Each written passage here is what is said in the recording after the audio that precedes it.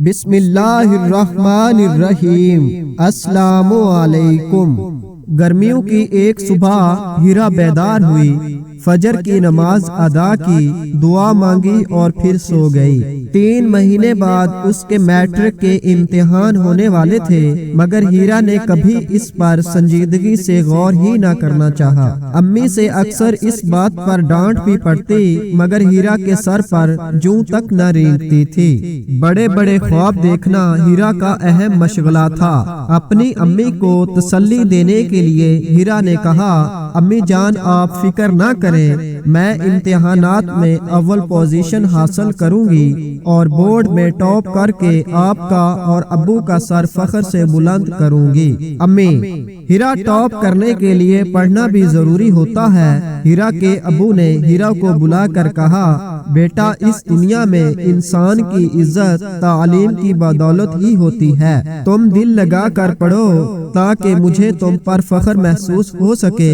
ہیرا، ابو فکر نہ کریں، میں آپ کا سر فخر سے بلند کروں گی۔ ابو کے اس جملے نے ہیرا کے دل میں گھر کر لیا اور ہیرا نے تن من دھن کی بازی لگا کر پڑھنا شروع کیا۔ پھر دن کیا اور رات کیا، آخر 6 ماہ بعد ہیرا کے امتحانات کا نتیجہ اخذ ہونا تھا۔ امی جان نے شکرانے کے طور پر ہیرا کے صرف پاس ہو جانے پر ہی دیگ بانٹنے کا ارادہ کر رکھا تھا۔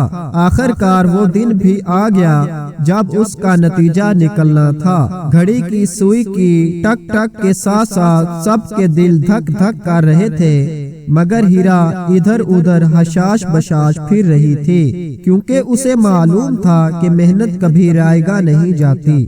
آخر 10:10 پر پتہ چلا کہ ہیرا نے نہ صرف اپنے سکول میں مگر پورے بورڈ میں ٹاپ کیا ہے۔ 1 منٹ کے لیے تو سکوت سا چھا گیا تھا، کسی کو یقین نہ آ رہا تھا کہ ہیرا اس قدر قابل اور ذہین نکلے گی۔ پورے محلے میں مٹھائیاں تقسیم کی گئیں، لوگوں کے مبارکباد دینے کے لیے فون آنے لگے۔ آخر میٹرک کے نتیجے کے بعد ہیرا کو اچھے کالج میں داخلہ ملا۔ 2 سال بعد ہیرا کے ابو نے اسے آگے پڑھنے کے لیے باہر بھیجا۔ 6 سال بعد ہیرا PhD کر کے واپس لوٹی۔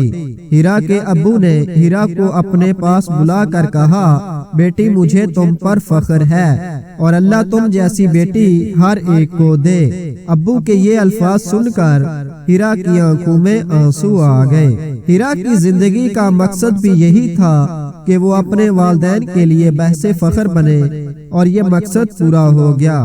ہیرا کی زبان سے بے اختیار یہ شعر نکلا، جب ہمت جوان ہو اور جذبے جنون بن جائیں تو منزلیں خود آگے بڑھ کر سلام کرتی ہیں۔ پھر ہیرا کی شادی بہت امیر خاندان میں ہوئی۔ اسے دنیا بھر کے مختلف ممالک میں بار بار جانے کا موقع ملا۔ ہیرا اپنے امی ابو کو ساتھ لے کر حج کرنے بھی گئی۔ ہیرا نے اپنی تعلیم کے ذریعے دوسروں کو بھی فیض یاب کیا۔ اس نے غریب طلباء کے لیے مفت سکول بنا رکھا تھا تاکہ وہ بھی تعلیم کے بل بوتے پر وہی مقام پا سکیں جیسا کہ ہیرا نے پایا۔